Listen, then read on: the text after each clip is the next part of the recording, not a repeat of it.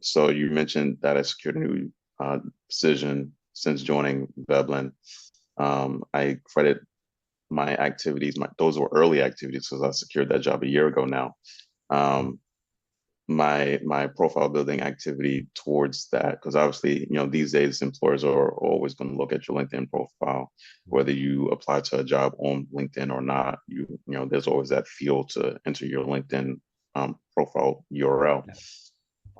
So the better that profile, showing that you're active on LinkedIn, you kind of know what you're talking about, you're connected within the industry, that definitely helps. Obviously, that's not the end all be all, but is definitely something you want to have.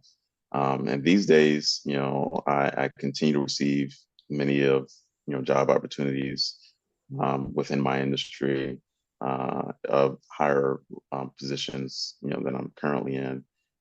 They're not always ones I want to take, but It's nice, it nice to helps. have the And offer, isn't it? exactly, it's a funnel. It's a funnel, and you can pick and choose. So choices are good.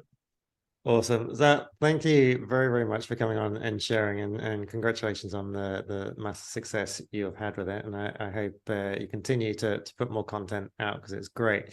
I want to bring in Tanya because I know Tanya is much earlier on her content journey. Tanya, are you able to unmute yourself and do your video? There we go. Fabulous. Thank you, Callum. Hey, Tanya, welcome.